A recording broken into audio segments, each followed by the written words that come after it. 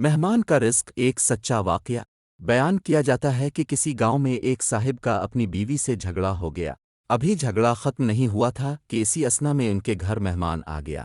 خاوند نے اسے اپنی بیٹھک میں بٹھا دیا اور بیوی سے کہا کہ فلاں رشتہ دار مہمان آیا ہے، اس کے لیے کھانا بنا لو۔ وہ غصے میں تھی، کہنے لگی نہ تمہارے لیے کھانا ہے نہ تمہارے مہمان کے لیے۔ وہ بڑا پریشان ہوا کہ لڑائی تو ہماری اپنی ہے، اگر رشتہ دار کو اس بات کا پتہ چل گیا تو خواہ مخواہ خاندان میں بات ہوگی اور خواری الگ سے ہوگی، لہذا خاموشی سے آ کر مہمان کے پاس چپ چاپ بیٹھ گیا۔ اتنے میں اسے خیال آ گیا کہ چلو بیوی اگر روٹی نہیں پکاتی تو سامنے والے ہمارے ہمسائے بہت ہی اچھے لوگ ہیں، میں انہیں ایک مہمان کا کھانا پکانے کے لیے کہہ دیتا ہوں۔ چنانچہ وہ ان کے پاس گیا اور کہنے لگا کہ بیوی کی طبیعت آج کچھ خراب ہے، لہذا اب ہمارے مہمان کے لیے کھانے کا انتظام کر دیں۔ انہوں نے کہا ٹھیک ہے۔ وہ مطمئن ہو کر مہمان کے پاس آ کر بیٹھ گیا کہ مہمان کو کم از کم کھانا تو مل جائے گا، جس سے میری عزت بھی بچ جائے گی۔ تھوڑی دیر کے بعد مہمان نے کہا کہ ذرا ٹھنڈا پانی تو لا دیجیے۔ وہ اٹھا کے گھڑے کا ٹھنڈا پانی لاتا ہوں۔ اندر گیا تو دیکھا کہ بیوی تو زاروں قطار رو رہی ہے۔ وہ بڑا حیران ہوا اور کہنے لگا کیا بات ہے؟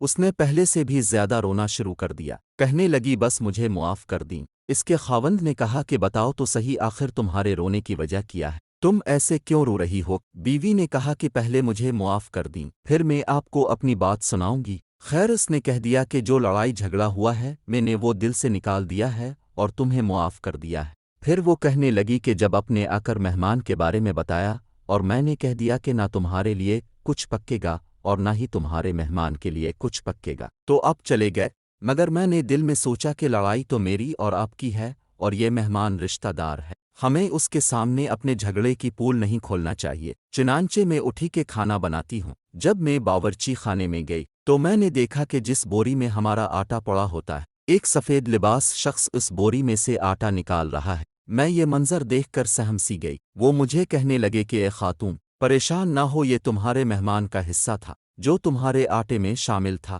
اب چونکہ یہ ہمسائے کے گھر میں پکنا ہے اسی لیے وہی آٹا لینے کے لیے میں یہاں آیا ہوں۔ اس واقعے سے ثابت ہوتا ہے کہ مہمان بعد میں آتا ہے جبکہ اللہ تعالیٰ اس کا رزق پہلے بھیج دیتا ہے۔ یہ واقعہ کتاب خطبات فقیر سے ماخوذ کیا گیا۔